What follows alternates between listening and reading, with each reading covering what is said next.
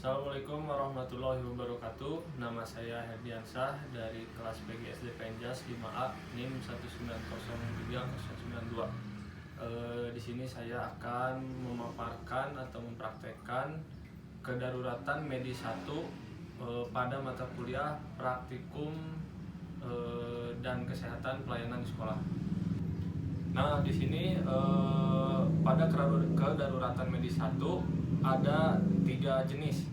Yang pertama gigi, mimisan, dan asma. Dan yang pada gigi itu terbagi dari 2. Yang pertama ada gigi lepas dan yang kedua ada gigi patah. Nah, yang pertama itu gigi lepas. Pada gigi lepas mungkin kita tangani gigi bagian atasnya, dan jangan menggosok mahkota giginya karena itu akan merusak pada lapisan mahkota giginya.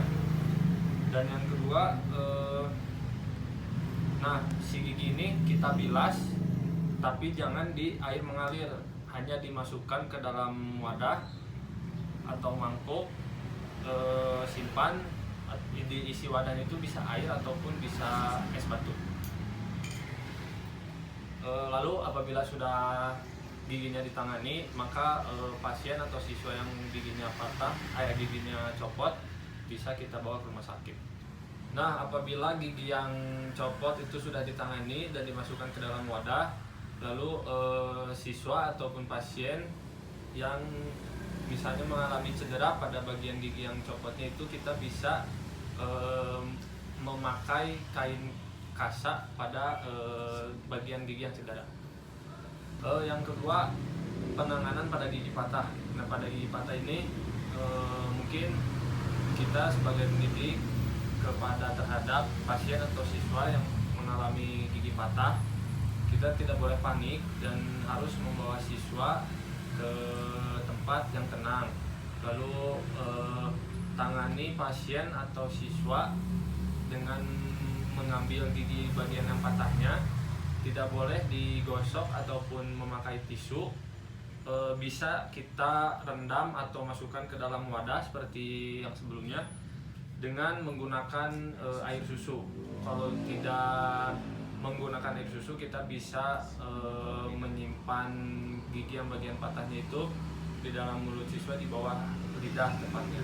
Lalu setelah itu kita bisa membawa pasien atau siswa ini ke rumah sakit. Nah, yang selanjutnya kepada penanganan kedaruratan medis 1 pada pasien atau siswa yang mengalami mimisan. Nah, mimisan itu merupakan pendarahan pada hidung yang terjadi pada hidung itu, pecahnya pembuluh darah di lapisan mukosa. Nah, pada mimisan biasanya diakibatkan dari benturan, alergi maupun suhu ekstrim. Nah, cara penolongannya di sini, yang pertama itu kita harus menenangkan korban terlebih dahulu, jangan sampai korban itu panik ataupun akan berakibat fatal gitu ya. Lalu yang kedua itu kita harus memberi kursi agar siswa ataupun pasien bisa duduk dan hidung itu posisinya lebih tinggi daripada jantung. Lalu kita di sini pasien, kita sebagai pendidik atau guru nanti terhadap siswa yang mengalami mimisan ini membungkukkan badan si siswa. Lalu ini kenapa kita membungkukkan badan siswa? Agar yang terjadi mimisan pada hidung itu tidak tersumbat gitu ya, ataupun tertelan ke dalam mulut. Jadi mimisannya itu mengalir ke bawah. Lalu sudah itu kita menyuruh pasien ataupun siswa untuk memegang pangkal hidungnya selama 5-10 menit. Lalu setelah itu sudah memegang hidung, kita bersihkan bagian hidung luar. Nah, kita sebagai guru di sini memberikan instruksi kepada pasien atau siswa untuk duduk agar si posisi hidung itu lebih tinggi daripada jantung.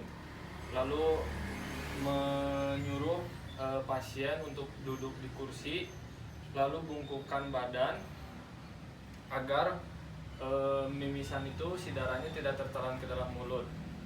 Setelah itu kita beri instruksi agar si siswa ini menarik nafas,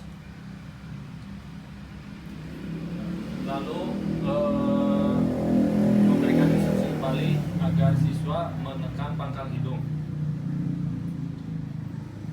Menekan pangkal hidung ini dilakukan selama 5-10 menit. Setelah menekan pangkal hidung, kita membersihkan darah di bagian luar hidung dengan air. Nah, yang ketiga pada kedaruratan medis 1 yaitu penanganan pada pasien asma. Nah, pasien yang mengalami asma itu dapat dilihat dari ciri-cirinya. Yang pertama itu jadi si siswa itu sulit untuk menarik nafas, lalu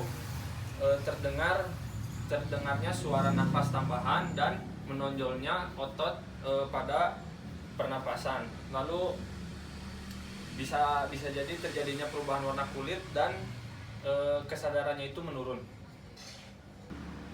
Nah, pada penanganan terhadap siswa yang mengalami asma itu kita harus menenangkan pasien atau siswa. Lalu setelah kita tenangkan, bawa pasien atau siswa ke tempat yang tenang dan sejuk. Kalau misalnya terjadinya asma itu di dalam kelas, lalu kita bawa ke luar kelas atau ke ruang UKS. Lalu setelah itu kita membantu pasien untuk mencarikan obat asma. Nah, sekian pemaparan yang dapat saya sampaikan pada kedaruratan medis 1 terhadap gigi lepas, gigi patah, mimisan dan asma. Kurang dan lebihnya saya mohon maaf. Wassalamualaikum warahmatullahi wabarakatuh.